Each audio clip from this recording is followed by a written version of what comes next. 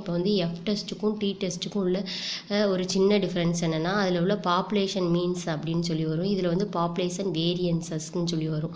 அவ்வளோதான். இதில் வந்து சிம்பிள் டிஃப்ரென்ஸ் தான் எஃப் டெஸ்ட்டுக்கும் டி டெஸ்ட்டுக்கும். சரியா? இப்போ வந்து எஃப் டெஸ்ட்லேயே வந்து இதில் உள்ள ப்ரொசீஜர் தான் ரொம்ப இம்பார்ட்டன்ட். அது தெரிஞ்சுட்டு அப்படியே சம வந்து எழுதிடலாம். ஓகேவா? ஃபஸ்ட்டு வந்து எஃப் டெஸ்ட்டோட ப்ரொசீஜருக்கு போயிருங்க. ஃபஸ்ட்டு என்ன எழுதணும்? Null hypothesis H0 there is no significant difference between population variances அப்படின்னு எழுதிட்டு இதில் வந்து லீ போட்டு sigma 1 2 1 square equal to sigma 2 square. சரியா? அடுத்து alternative hypothesis H1 equal to H1 sigma 1 square equal to sigma 2 square. சரியா? அடுத்து வந்து லெவல் ஆஃப் சிக்னிஃபிகன்ஸ் எப்படி எழுதணும்? Alpha equal to 0.05. ஓகேவா? அடுத்து வந்து டெஸ்ட் ஸ்டாட்டிஸ்டிக்ஸ் அது வந்து under H0 the test statistics is given by, இதில் வந்து ஒரு 2 ஃபார்முலா கொடுத்துருக்காங்க. இதை வந்து ஞாபகம் வச்சுக்கோங்க.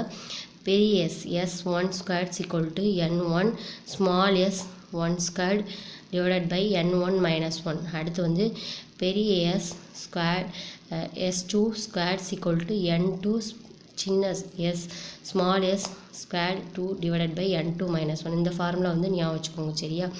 அடுத்து வந்து இதில் வந்து இந்த வேல்யூ வந்து இந்த வேல்யூவோட பெருசாக இருந்தால் f equal to S12 divided by S22ன்னு எழுதணும். இது பெரிய S தான். ஓகேவா?